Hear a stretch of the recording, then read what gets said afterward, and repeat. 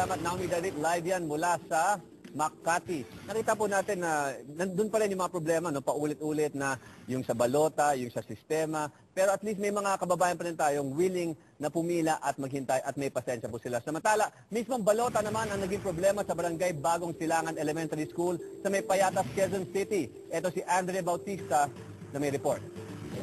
Nandito tayo ngayon sa barangay Bagong Silangan sa Quezon City kung saan 18,000 ang mga botante. Ang problema, konti lang sa kanila ang makakaboto dahil sa mga pumapalyang PCOS machine.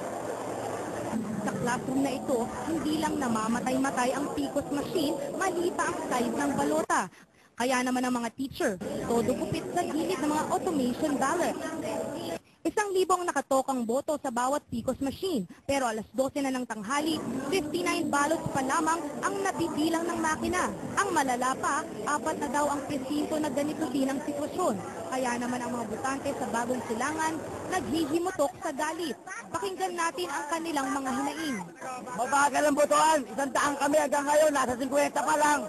Maraming hindi makakaboto. Maraming machine na nagkakaproblema. Maraming machine na nagkakaproblema. Marami nang nag-uwian na hindi nakaboto dahil marami sa mga botante nag-iuwian na. Ang iba namang naghihintay ay nawawalan na ng pasensya. Kaya ang tanong ng marami, kung merong mahalal, ay tatanggapin kaya ito ng mga tao. Ito ang latest action dito sa Quezon City. Andrea Bautista, News 5. Maraming salamat, Andrea.